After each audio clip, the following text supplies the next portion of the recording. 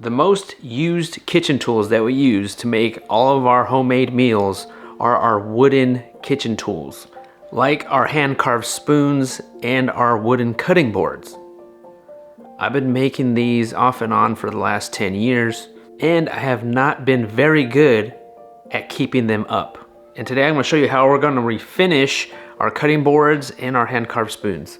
I have never re-oiled our wooden kitchen utensils. Most of these spoons that we have and cutting boards are over 10 years old. I know this cutting board, 12 years old. I made this in California right before we moved here to North Carolina. This one, same thing, about 12 years old. There's some end grain on this one. This is made out of all walnut. And then even this one might be 8 years old. I think I made this here. This one's made out of all maple. And then yeah, so you can see the grain on this walnut spoon. It's very dry, but honestly, that's what makes wooden spoons so beautiful. If they're good quality, all that wear and tear, is just so much history to these spoons as the years go by. So I'm gonna use, this is a 150 grit sandpaper. This is something I just had laying around. I mean, you could use, I would say 100 and higher. You don't have to get too crazy with taking a bunch of stuff off. I'm just lightly sanding it. I'm not going crazy on it. Unless it has huge gouges taken out of it. But these ones don't. So I'm just going over it, lightly sand it. This is 320 grit.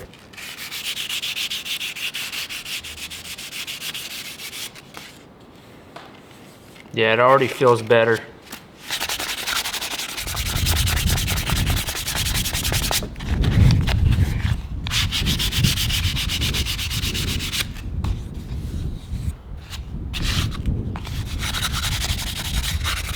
And then to sand the front part of this, you don't want to, you want to keep that flat. So I usually have the sandpaper down there on a straight surface.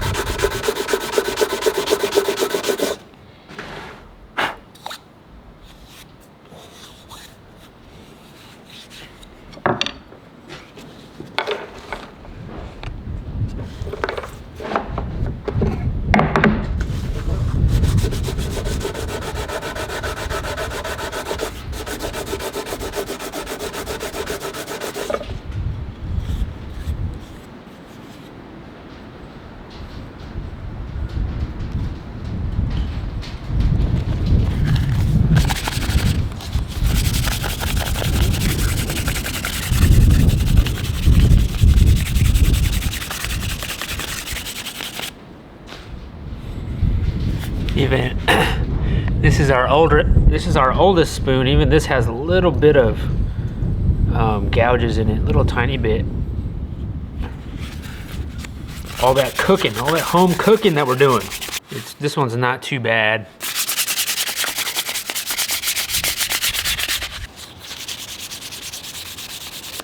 This is like a butter spreader.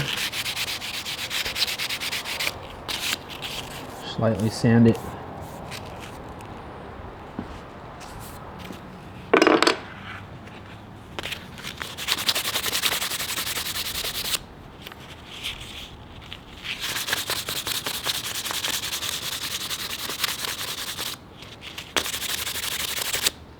Shame on me for waiting this long.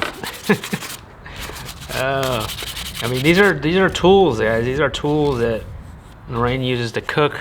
It's mainly Lorraine's cooking, but you know, the whole family uses these tools, and it's important that we keep them up. And if we can keep them up, they should last forever. Forever. I gave a little color to this spoon, just a little bit of natural paint on the tip, just to kind of give it a little bit, make it different when I was making this one. Like a stirring spoon. my old spoons versus my new spoons, because the new spoons I started putting the soda land, I burned our logo on them. The older spoons, I wasn't doing that just yet. All right, so now we have this tack cloth. I'll put a link to all the tools I'm using to redo these wood items down in the notes. But this is like a tacky cloth that I like to rub on here, just to get some of that shavings, or the when you sand the wood, that excess off, and it all is on there. So it just makes it a little bit more smoother, and so there's no sawdust on it. Or you could rinse it off in the sink, but I like using the tacky cloth so I don't have to wet it. All right, so a couple of things I use. We have this Butcher Block conditioner. There's some beeswax and food grade mineral oil. You could buy this at your regular Home Depot, Lowe's, but I'll put the link down below. Also, this is just straight up food safe mineral oil. This is cheaper stuff and you get more of it. Either one works. You could use both. I've used both. This one goes a little bit further because it has beeswax in it. Now you could get a cloth, cotton, and put a little dab on it and then rub it on. But to really get in there, to really soak it up, what you should do is keep one of these down below in your kitchen, on your kitchen cabinets. And so you just put a little dab will do you. And then you just rub it on, rub it in, hand rub it in. A little bit of hand rub action. And that would be good enough. But if you want to take it a step further, or if your utensils, they've been like 10 years since you've done this,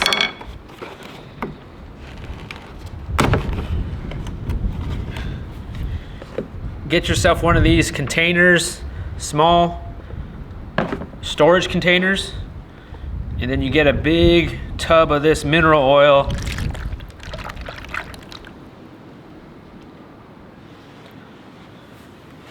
And so you can reuse this stuff as long as you keep it clean. And so preferably, put a lid on it and store it away when you're not using it. But this is if you have a bunch of spoons that you need to do, and if they're in really bad shape. I stick all the spoons in here, or however many will fit, and all of that mineral oil, that food safe mineral oil, is going to soak up into that wood. I mean, look at this. It already looks good. I mean, really, it's maybe 5 minutes just so you coat the wood, make sure all the wood is covered. You could maybe use a cloth to soak everything all up.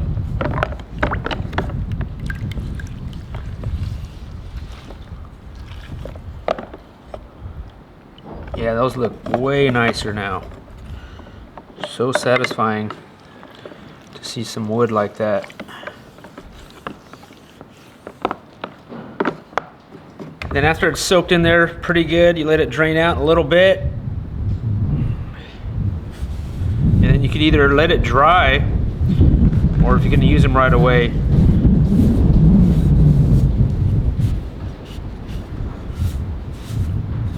just dry it off with another cloth.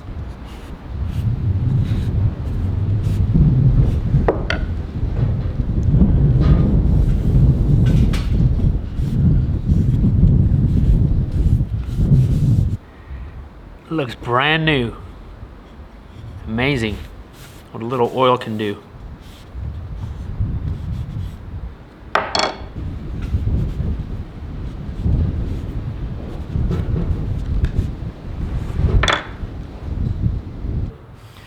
It just pops, man, all that grain. And this is maple wood. So you just have to be careful not to get it on your clothes because it's oil. So now to take it even a step further, sometimes if it's cold out, this stuff right here will get really hard. So you might have to keep it in the sun. So I'm gonna put a little dollop,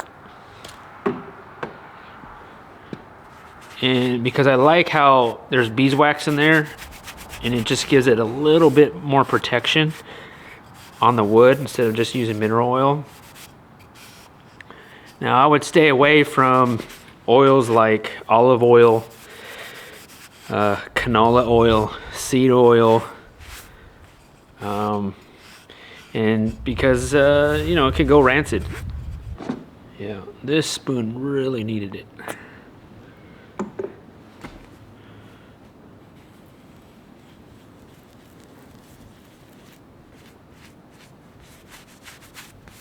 Oh man, yeah. I think it's good to use some of that beeswax on it because, I mean, who knows, the next time I do this might be another 10 years. Okay, spoons. Now let's do our cutting boards. Again, haven't done these since I've made these, like over 10 years. We got 120 grit, sandpaper, and a scrap piece of wood. It doesn't have to be super fancy. Or if you have a circular sander, but I like to keep it romantic.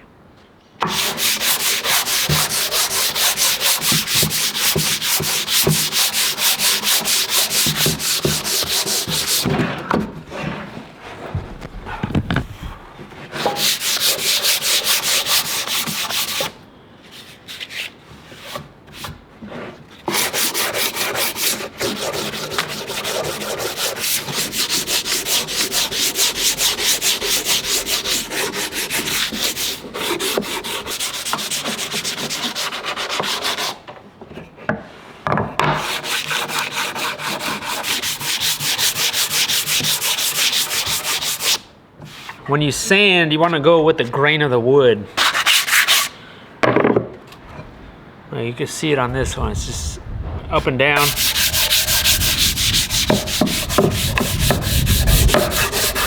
And then again, you know, we're just knocking just little pieces off.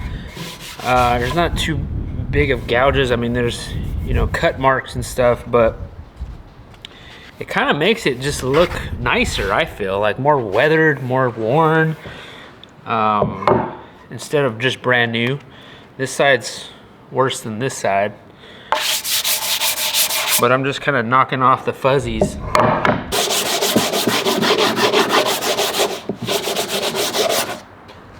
And then we're getting that tacky cloth, that wacky tacky. I'm gonna take, it's gonna wipe up all those shavings, the sanding bits.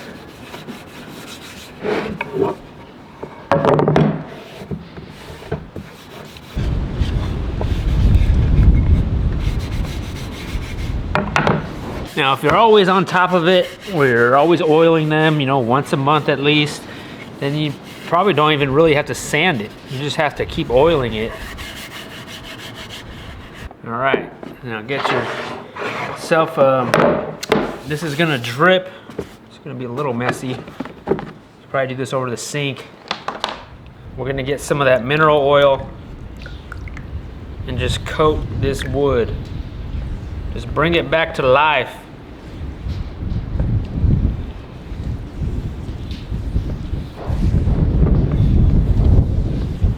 Now you can just let this soak. Let that wood soak up all that oil, and just wipe off the excess.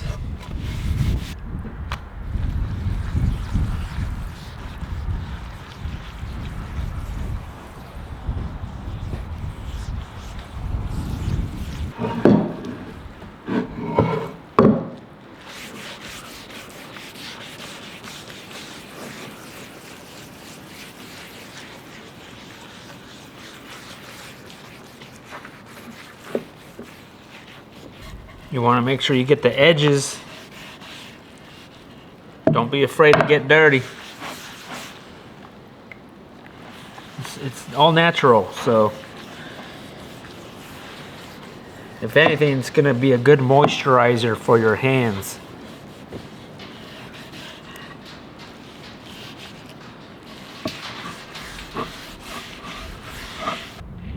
Whenever I oil up spoons or cutting boards, I like to leave them overnight and just to let them dry. So I'll take 2 scrap strips. These are pieces of wood. And then elevate them off of the pieces of wood. So that way it's not sitting flat on the table.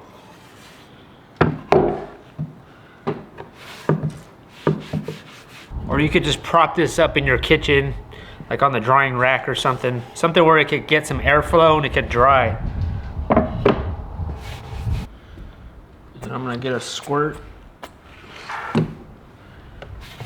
of some of that beeswax.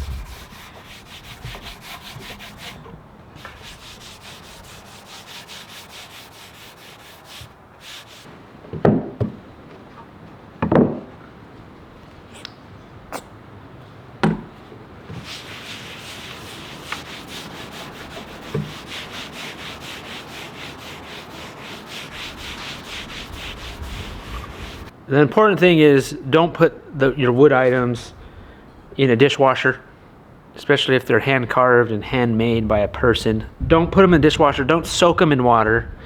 As soon as you wash them, hang them or just kind of prop them up, and don't lean cutting boards against each other. So from here, I'm gonna let it dry for about 24 hours or tomorrow morning, and then I'll come back and give them a good wipe down, and then we're ready to cook.